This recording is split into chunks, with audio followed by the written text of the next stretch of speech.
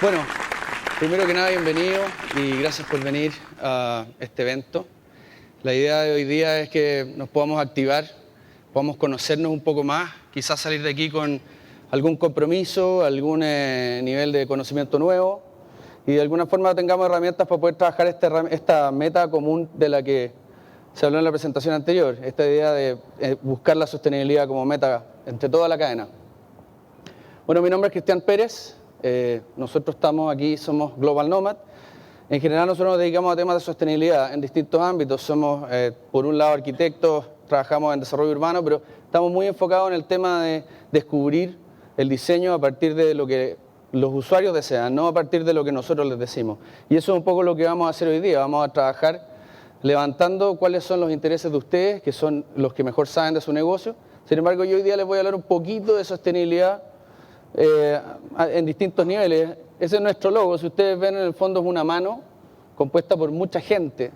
Es mucha gente que tiene su propia individualidad, pero que trabaja en un solo sentido. Lo que estamos viendo ahora, no sé si alguien conoce estos pájaros, se llaman estorninos. Ellos vuelan en un tipo de bandada donde son capaces de, en los meses de invierno en Inglaterra, si ven ahí abajo uno de sus depredadores, tener tal nivel de asociatividad que pueden en realidad espantar a sus propios, aquí vemos a ese halcón, ¿se fijan? En un movimiento donde, a pesar de que son muchísimos miles, nunca chocan. Tienen una coordinación especialísima y además de eso tienen un orden social interno que les permite a los líderes del pack o a los líderes de este grupo llevar a los demás a donde quieren ir. Pero además de eso tiene una función, que es que en los meses de invierno esto ocurre al entrar el sol y ellos toman calor antes de enfrentar la noche. Entonces aquí ustedes pueden ver cómo ellos pueden colaborar en torno a una situación común, que básicamente es su supervivencia, ¿no?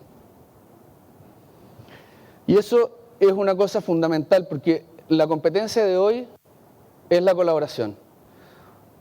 La historia que conocemos todos nosotros es el tema de que el león se come a todos los animales prácticamente, no tiene nadie que digamos que tenga algún problema con él en la cadena, pero sin embargo hay otros animales como los que acabamos de ver que por sí solos no son capaces de hacer mucho en ese contexto. Sin embargo, hay una parte de la historia que no nos cuentan tan bien, que es el tema de cómo las especies que hoy día vemos han podido desarrollar esas habilidades en el tiempo. Pero no solamente... No tengo volumen. No sé, ¿no?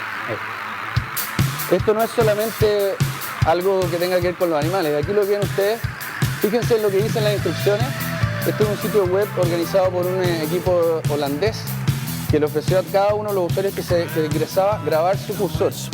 Y fíjense cómo todos son capaces de seguir las instrucciones de manera conjunta. Esto en el fondo lo que nos muestra es la capacidad que tienen las herramientas actuales de Internet y también en el fondo la gran cantidad que somos en el planeta, con el nivel de conectividad que tenemos y el sentido de globalidad que hay, de poder hacer unas tareas o tareas que antiguamente no era posible hacer porque simplemente había distancias que no eran conmensurables. Fíjense que no es muy distinto a los pájaros que vimos antes. Si se fijan, esta es una capacidad que hoy día podemos... Aquí probablemente hay usuarios de distintas partes del mundo. ¿Podemos dar un poquito más de volumen?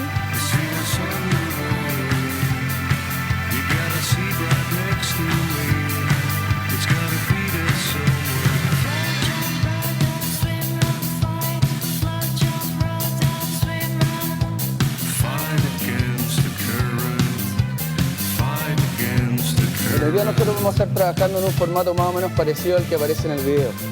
En un formato donde entre todas las mesas nosotros vamos a poder crear una inteligencia común, una inteligencia colectiva y vamos a poder trabajar en los desafíos que nos impone el futuro.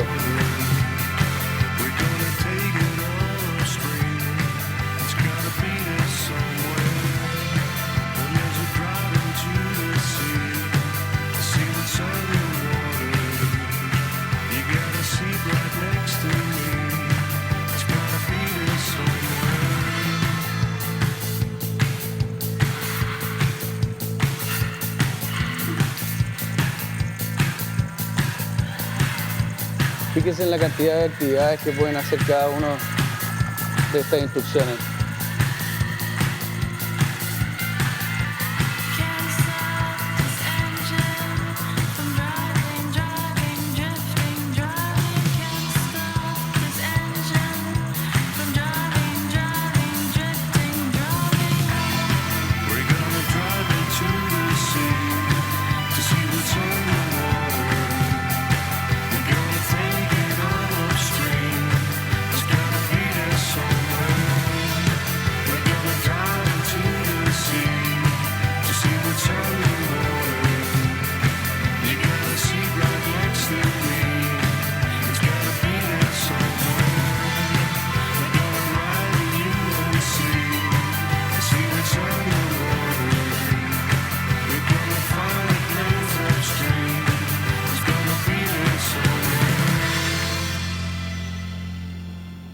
sorprendente cómo pueden llegar a tener ese nivel de coordinación si se fueron grabando de a uno.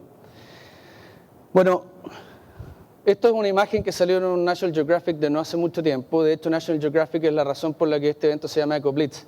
En una iniciativa anterior que hicimos nosotros también usando el poder colectivo, pero ya a nivel global, donde estábamos buscando un modelo de desarrollo para áreas protegidas en la selva aldeana, estuvimos en contacto con National Geographic y nos contaron de que ellos tenían un plan que durante 10 años estaban llevando más o menos 6.000 personas a los bosques o a los parques nacionales de Estados Unidos para celebrar los 100 años de esos parques. La idea de llevarlos básicamente era poder levantar cuáles eran los estados de cada uno de esos bosques para poder entregarles información a los expertos, a los científicos.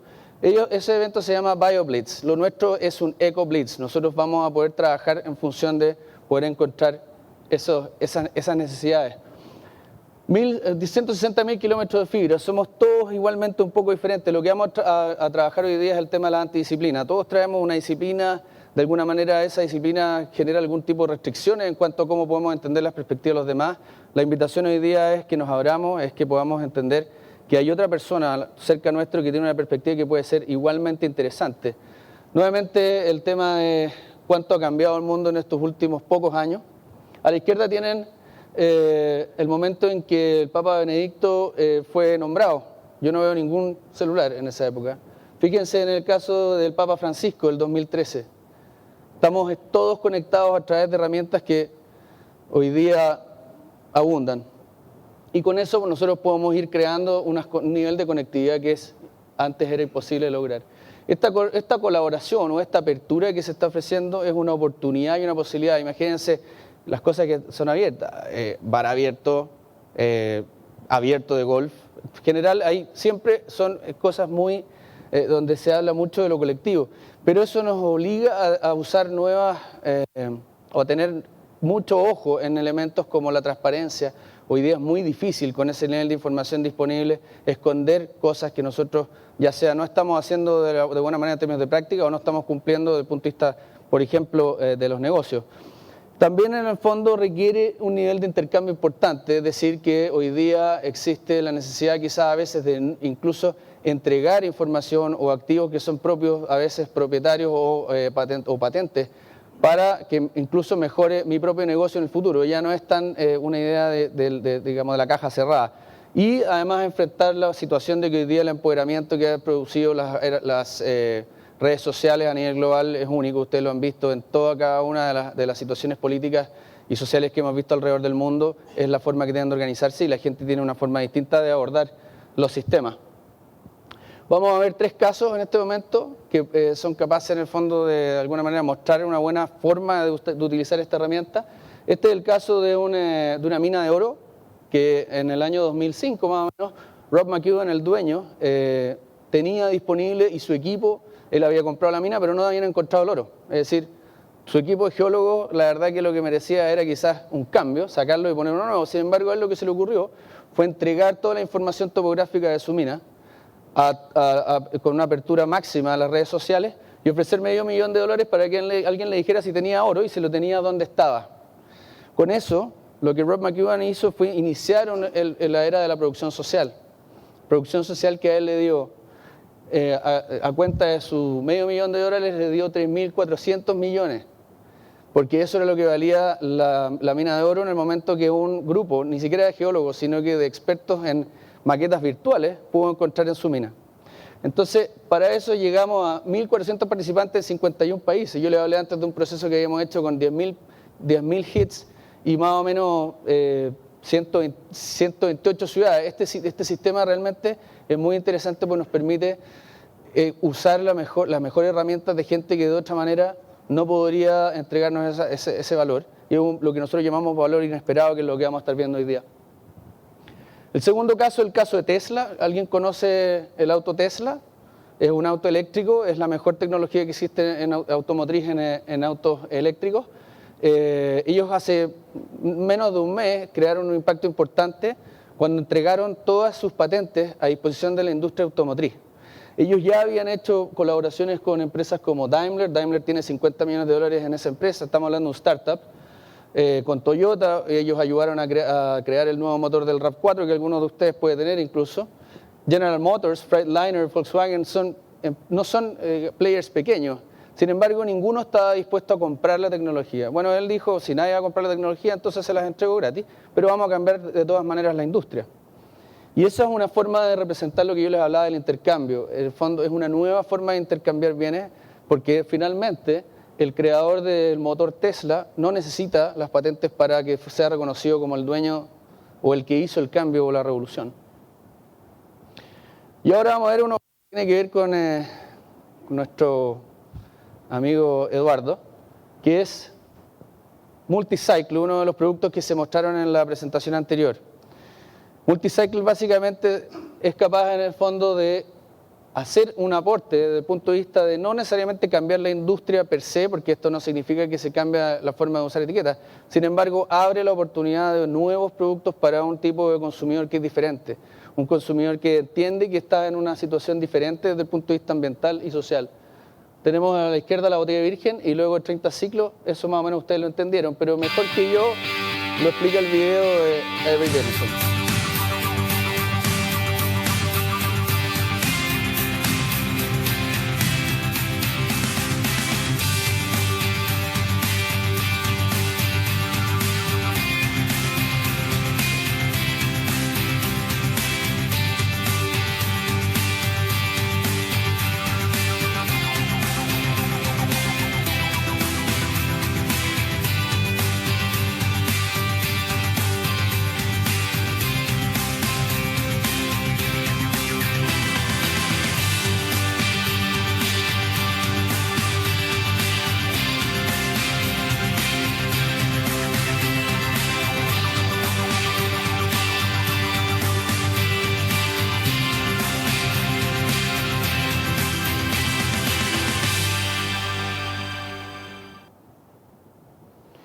Bueno, hay una serie de puntos que, usando este tipo de producto u otro que sea capaz de durar más, nos permite hacer un mucho mejor uso de los recursos y disminuir la cantidad de residuos, como ustedes seguramente ya saben.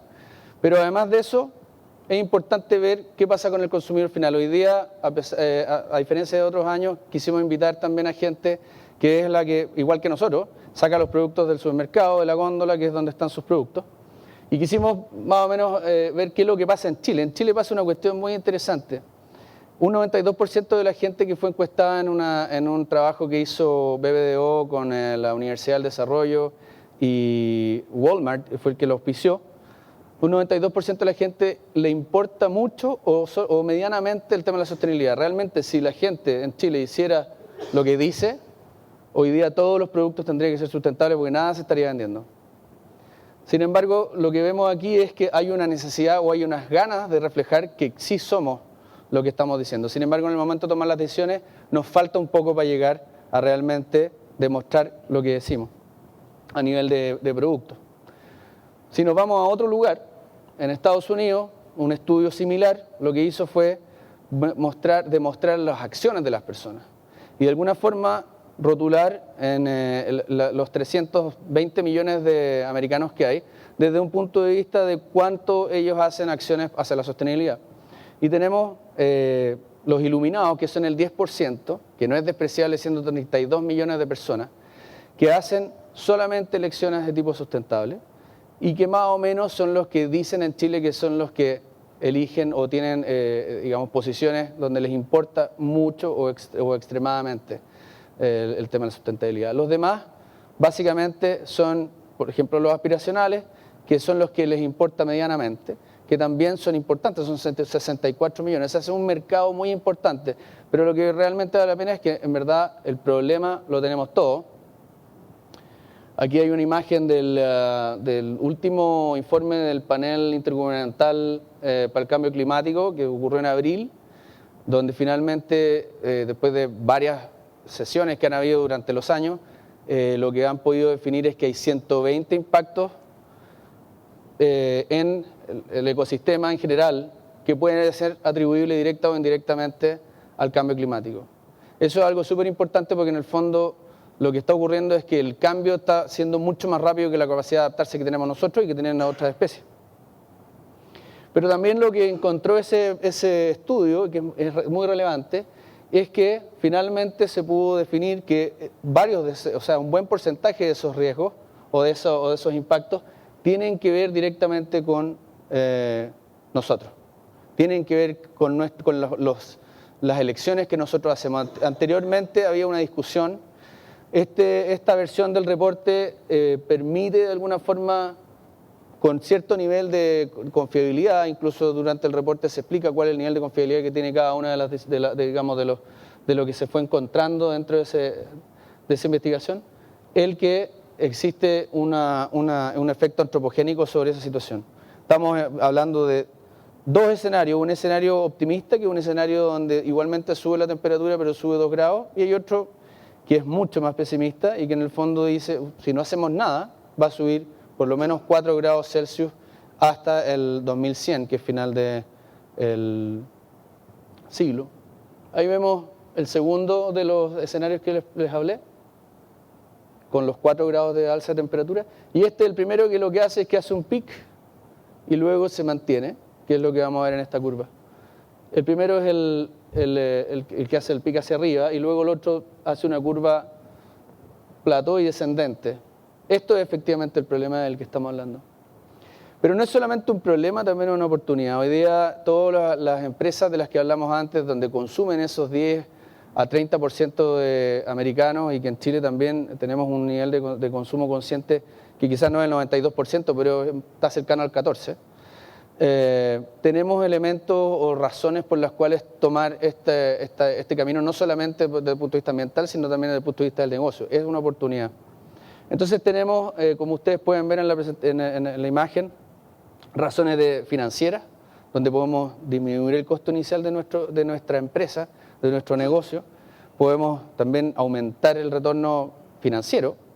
Podemos además aumentar o disminuir el periodo, de amortización de cada una de nuestras inversiones. Pero además tenemos una posibilidad de valor de marca. Podemos crear mucho valor en torno a conseguir, por ejemplo, una nueva clientela que no habíamos visto, o por ejemplo poder vincularnos de otra manera con el consumidor actual. Hay algo que es muy relevante del estudio de la Universidad del Desarrollo, que lo que dice es que si bien la gente no está dispuesta a hacer los cambios, a pesar de que los dice, lo que sí le exige es a las marcas en un 50% a hacer los aportes a la sociedad que a ellos les gustaría hacer. Es decir, ellos no lo hacen, sin embargo tienen la posibilidad de exigírselo a las marcas. Y eso es en el momento de la decisión de la compra. Por otro lado, el tema de la sostenibilidad, el potencial de reducción de emisiones, hay un beneficio ambiental también, pero también desde el punto de vista de lo que es muy importante es cómo implementamos. La manera más fácil de implementar es con lo que tenemos más cerca, acercarnos a metas que realmente sean posibles. Entonces, ¿qué es lo que necesitamos hacer? Necesitamos repensar los productos, es decir, establecer metas donde tengamos una mayor cantidad porcentual de productos en nuestro portafolio, reenfocar las operaciones y eventualmente establecer metas de reducción, que yo sé que muchos de ustedes están haciendo. Sin embargo, lo que hemos podido detectar es que no necesariamente lo verifica el usuario final, estoy hablando del consumidor final. Y ahí hay una oportunidad gigante de poder, en el fondo, acercarse y establecer decisiones de compra a partir de un mejor acercamiento al producto y también al impacto de ese producto. Y por último, lo que es muy importante es establecer metas internas y metas a nivel personal con respecto a la concientización en este sentido. Otra cosa que es importante son las claves para crear estas metas.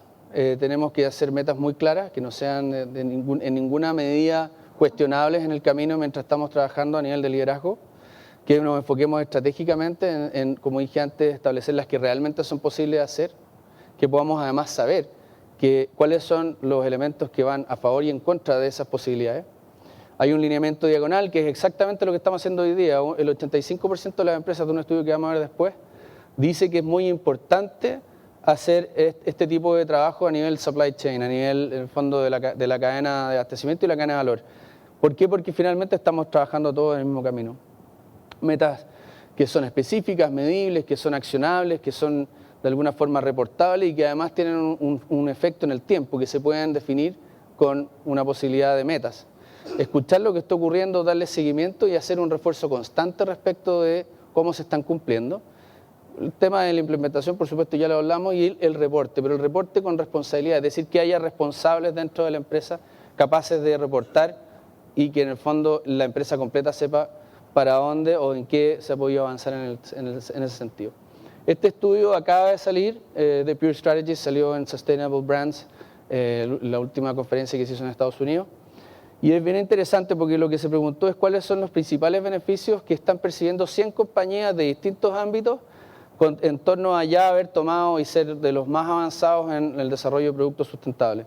Y lo que ustedes pueden ver es que los que mayor prevalencia tienen, que son los primeros tres, son básicamente menores costos de fabricación, cosas que ya podemos saber.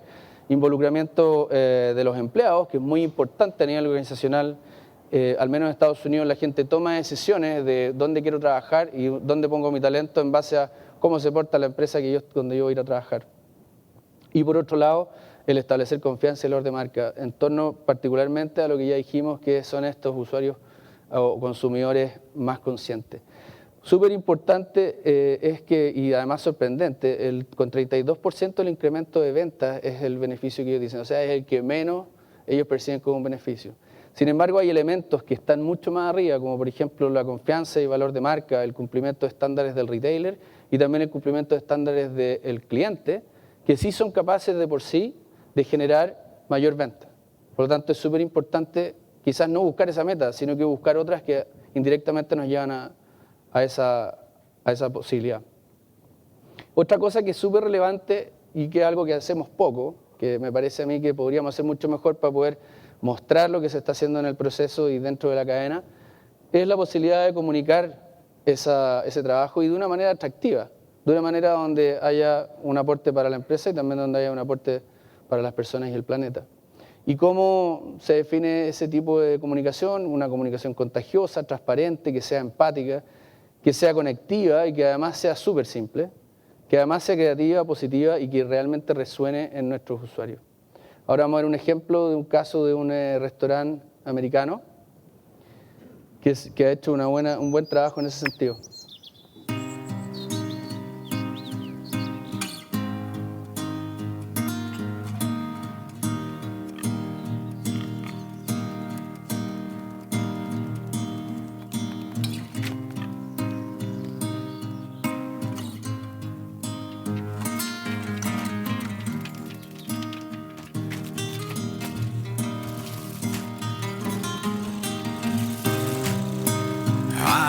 Just guessing at numbers and figures, pulling the puzzles apart.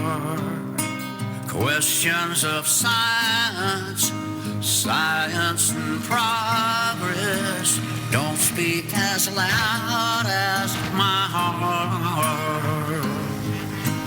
Nobody said it was easy.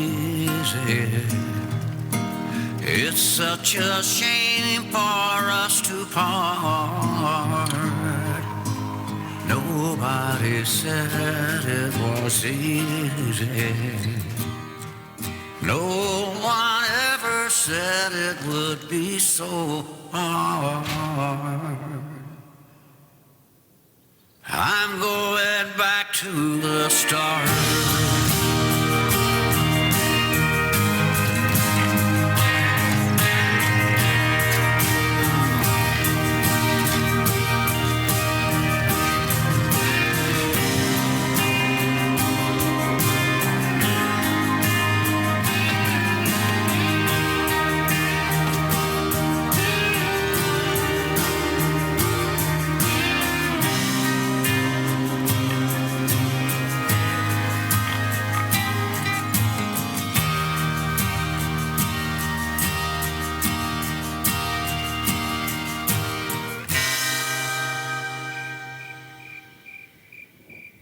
Quizá un buen ejemplo de cómo se puede atender a una clientela muy especial, que es la que ellos están persiguiendo, de una forma además muy atractiva. Este ciclo de vida de los productos que nosotros estábamos viendo, en el caso de todos los que están ustedes acá, ustedes ya lo conocen, pero este es una forma de mostrarlo, digamos, con un retorno importante en el reciclaje de materiales y la disminución de consumo de otros materiales disponibles. Hoy día lo que vamos a hacer es tratar de encontrar ese valor de sostenibilidad que aparece en el diagrama. Vamos a estar sentados y compartiendo, y ojalá podamos encontrar este valor inesperado. Lo que va a presentar más adelante aquí mi colega Pedro Ryan, yo creo que les va a interesar un montón. Pero a mí me interesa también mucho poder conocer alguna anécdota, y particularmente una que me habló Eduardo Espinosa respecto de productos, o de alguna manera del momento en que se han ido estos momentos ajá, donde se descubren que existen mercados y que cuál es su tamaño, etcétera. Me gustaría, no sé si Eduardo nos puede compartir algo. Bueno, quería compartir con usted una experiencia que tuvimos con unos materiales que lanzamos al mercado hace aproximadamente 3 años, que eran unos materiales que tenían una certificación, que era una certificación FSC, y eran unos materiales innovadores que estaban hechos en ese momento con una cierta cantidad de pulpa reciclada de papel, y era algo nuevo. Y a mí me contaron la idea, y con el equipo definimos correr el riesgo y tomamos una de las primeras reglas básicas de la venta, en la cual si no teníamos material local, a nivel local, un stock local, no lo íbamos a vender nunca. Y en ese momento recuerdo que pregunto cuánto hay que comprar, y me dan un número pero importante. Y yo dije con el equipo, bueno, corramos el riesgo y traigamos este papel. Haciéndole el cuento corto, me quedé con el papel como 1 año, sin moverlo. Y la gente me cuestionaba, y me llevé varios retos por el tema de haber corrido ese riesgo. Pero en conjunto con varios convertidores, los empezamos a presentar. Y ese es un material que, no sé, el primer año quizás vendimos 20.000 metros, y en el segundo año logramos vender 250.000 metros. Si no hubiésemos corrido ese riesgo y no me hubiera tenido que comer esos retos, quizás a lo mejor hoy día ese producto no estaría inmerso en el mercado. Y la verdad es que son tendencias, es innovación, son cosas distintas. Nuestro mercado está normalmente siempre acostumbrado a hacer lo mismo, pero esa es la invitación. Corramos el riesgo, pensemos distinto. A veces funciona, otras veces no.